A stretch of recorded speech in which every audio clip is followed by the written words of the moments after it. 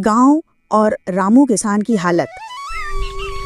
गांव रामपुर, चारों तरफ फैले खेत, बीच से बहती पतली सी नहर और मिट्टी की गलियां, जैसे पुरानी कहानियों की किताब में खींचा हुआ कोई सुंदर चित्र।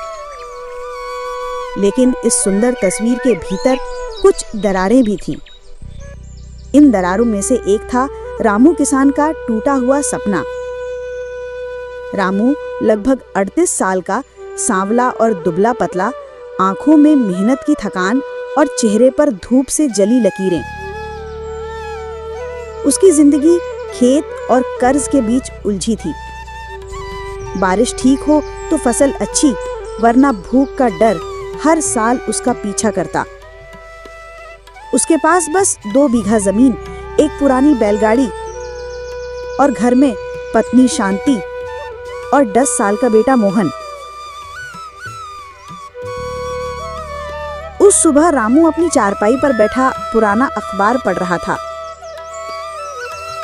अखबार की तारीख पर नजर गई, 14 अगस्त। दिल में हल्की सी हलचल हुई। कल तो 15 अगस्त है, पूरा देश झूमेगा, झंडा फहराएगा, पर मेरे घर में तो खाने को भी मुश्किल से है। मैं क्या करूं, मुझे कुछ समझ में नहीं आ रहा। शांति आंगन में झाड़ू लगा रही थी। उसने देखा कि रामू किसी सोच में डूबा है। क्या हुआ? ऐसे क्यों बैठे हो? अब कौन सी मुसीबत आ गई है आप पे? आप इस तरह सोच में डूबे हैं? बस सोच रहा हूँ, मोहन के पास अच्छे कपड़े होते तो कल स्कूल में बढ़िया दिखता। बच्चे मिठाई खाएंगे, पर मैं उसके लिए एक टॉफी तक नहीं ला सकता। अरे, त्योहार मनाने के लिए दिल होना चाहिए, पैसा नहीं। मैं उसके पुराने कपड़े को धोकर नया जैसा बना दूंगी, देख लेना। फिर हमारा बेटा भी नया कपड़ा पहन के जाएगा। रामू ने हल्की सी मुस्कान दी, लेकिन अंदर से उसकी तकलीफ कम नहीं हुई। शाम को मोहन मिट्टी में खेलते खेलते अचानक बोल पड़ा, बाबा, 15 अगस्त क्यों मनाते हैं? स्कूल में टीचर ने थोड़ा सा बताया, लेकिन मैं ठीक से समझा नहीं। रामू की आंखों में चमक आ गई। अरे, ये तो अच्छा मौका है बच्चे को असली आजादी का मतलब बताने का। वो चारपाई कर बैठ गया और मोहन को पास बुलाकर बोला, सुन बेटा, बहुत समय पहले हमारा भारत बहुत अमीर था। यहाँ अनाज, सोना, चांदी, कपड़ा सब कुछ भरपूर था। हम खुद अपने राजा चुनते थे, अपने खेत जोतते थे, अपने नियम बनाते थे। मोहन की आंखें गोल हो गई। अरे बाबा, फिर अंग्रेज क्यों आए? रामू ने मिट्टी पर उंगली से एक नक्शा खींचा। अंग्रेज पहले व्यापारी बनकर आए, बोले हम व्यापार करेंगे, लेकिन असल में वो चालाकी से हमारे राजाओं में फूट डालने लगे। एक एक कर हमारी जमीन, हमारे किले सब ले लिए। मोहन ने मासूमियत से पूछा, क्या उन्होंने गांव भी ले लिया? रामू ने गंभीर होकर कहा, हाँ बेटा, उन्होंने किसानों से जबरन टैक्स वसूला, फसल सस्ती खरीदी और महंगी बेची। अगर टैक्स ना दे पाओ तो खेत भी छीन लेते थे। मोहन गुस्से से बोला, तो किसी ने लड़ाई नहीं की? रामू की आवाज गर्व से भर गई। लड़ी बेटा, और कैसी लड़ाई। झांसी की रानी ने तलवार उठाई, भगत सिंह ने अपनी जान दे दी, गांधी जी ने अहिंसा का रास्ता दिखाया, नेताजी ने आजाद हिंद फौज बनाई। लाखों लोगों ने अपने खून से यह आजादी लिखी। रामू थोड़ी देर चुप रहा, फिर जैसे अतीत में खो गया। बेटा सोच, अगर तूने अपने खेत में मेहनत से गेहूं उगाया हो और कोई आकर कहे ये मेरा है और तुझे बस भूसी मिले। अंग्रेज ऐसे ही करते थे। उसने और बताया, वो हमारे गांव में सिपाही भेजते थे जो किसानों से जबरदस्ती अनाज ले जाते। अगर कोई विरोध करे तो उसे जेल में डाल देते या मारते। मोहन की आंखें नम हो गई। ये तो बहुत गलत है बाबा। रामू ने सिर हिलाया।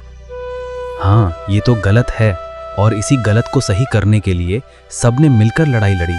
15 अगस्त 1947 को हम जीते और भारत आजाद हुआ। रात को खाना खाते समय रामू का मन भारी था। कल 15 अगस्त था, लेकिन घर में चाय पत्ती तक नहीं बची थी। उसने शांति से कहा, काश हमारे पास थोड़ा पैसा होता, मैं मोहन के लिए मिठाई लाता, पटाखे लाता। शांति ने धीरे से कहा, तुम्हारा होना ही उसके लिए सबसे बड़ा तोहफा है। तुम उसे मेहनत और ईमानदारी की सीख देते हो, यही असली त्योहार है। रामू ने सोचा, शायद वो सही कह रही है। अगले दिन गांव जैसे रंगों में नहा गया। गली गली तिरंगे लहला रहे थे। बच्चे नए कपड़े पहनकर स्कूल जा रहे थे और लाउड स्पीकर पर गाना बज रहा था, ऐ मेरे वतन के लोगों, जरा आंख में भर लो पानी। रामू ने मोहन को तैयार किया, उसका धोया हुआ कपड़ा, छोटा सा तिरंगा हाथ में। स्कूल में मास्टर जी ने झंडा फहराया, सबने जन गण मन गाया। मोहन ने गर्व से तिरंगे को सलाम किया। रामू दूर खड़ा ये देख रहा था और उसके दिल में अजीब सी खुशी थी। गरीबी तो है, लेकिन बेटा इस मिट्टी से प्यार करना सीख रहा है। कार्यक्रम के बाद मास्टर जी ने घोषणा की, शाम को पंचायत भवन में मिठाई बांटी जाएगी, सब लोग आना। रामू के मन में आया, मैं भी कुछ दूं। वो घर गया और अपने गेहूं का एक कट्टा उठा लाया। पंचायत में बोला, ये मेरा छोटा सा योगदान है, इससे बच्चों के लिए हलवा बना लेना। गांव वाले चौंक गए।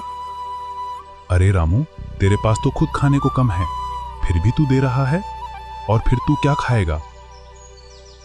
रामू मुस्कुराया।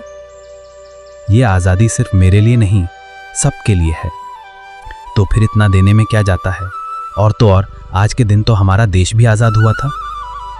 शाम को पूरे गांव ने साथ बैठकर मिठाई खाई, गीत गाए और आजादी की कहानियां सुनी। रामू ने मोहन से कहा, बेटा, आज़ादी का मतलब सिर्फ झंडा फहराना नहीं, बल्कि दूसरों के लिए कुछ करना भी है। जब तक हम एक दूसरे का साथ देंगे, तब तक हम सच में आज़ाद रहेंगे।